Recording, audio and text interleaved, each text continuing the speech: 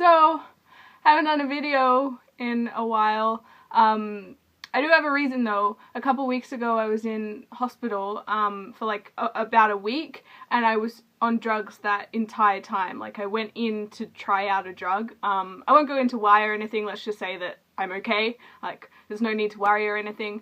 It went perfectly, but you know, when I came home I was still kind of out of it because the drugs hadn't worn off yet. But when they did wear off, the things that I used to do felt really weird, like reading or like even eating, like going on the internet, YouTube, like it all just felt weird. You know that feeling when you come home from a holiday and all of your like normal stuff just feels kind of odd?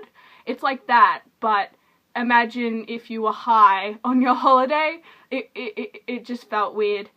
It just took a while for me to want to make videos again. Anyway, let's review Jane Eyre. So Jane Eyre is a fictional autobiography written by Jane Eyre herself. It's as if like future Jane Eyre is writing about past Jane Eyre, and I really like that. It started when she was actually quite young. She was like 9 or 10 when the book opens, and I didn't know that. I thought that it started when she was, you know, 18, 19.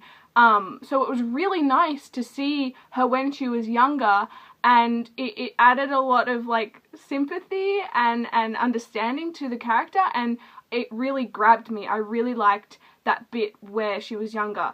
There are pretty much like 3 sections to the novel: the bit where she's younger, the next bit, which I'll get into in a second, and then the last bit, which I won't talk about because it's the last bit of the book.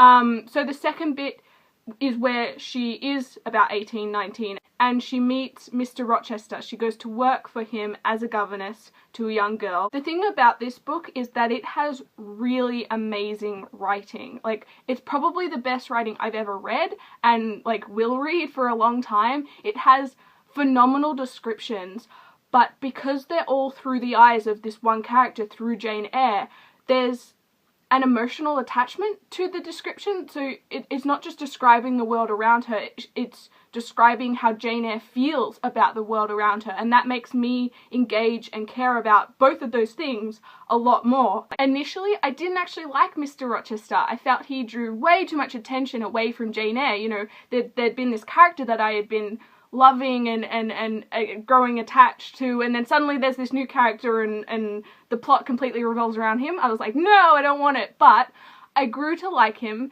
and I grew to be interested in him, and I found it actually really easy to admire him because of the amazing writing. You know, when Jane Eyre is looking at Mr. Rochester and admiring him, I admire him too, and I enjoyed not knowing what was going to happen between them. You know, this isn't an Austen novel where a happy ending is guaranteed. There was some real tension throughout the book. I had no idea what was going to happen, and it really propelled me forward.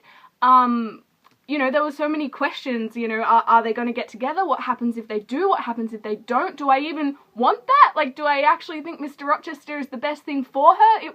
I was so engaged and like invested. There's also this mystery subplot, which isn't, you know, extremely apparent at first. It's sort of like, it's a mystery what the mystery is. It's like, you don't know what you don't know until you know it, and then you know what you didn't know. I think it really added a lot to the plot, and it made it, you know, not just a regular romance novel, and there were some like truly suspenseful moments in this novel.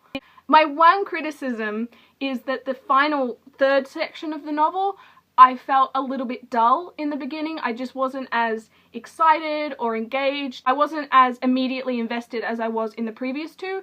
However, that did build, and I did get involved and excited, and I think it got better as it went along, and by the end of it, like, I really liked the ending. So it's a fantastic novel. It's probably one of the best classics that I've ever read, and I also think it's a really approachable classic. I think because of the flow of the sentences, it's just so easy to read. I mean, there were words in here that I didn't know what they meant.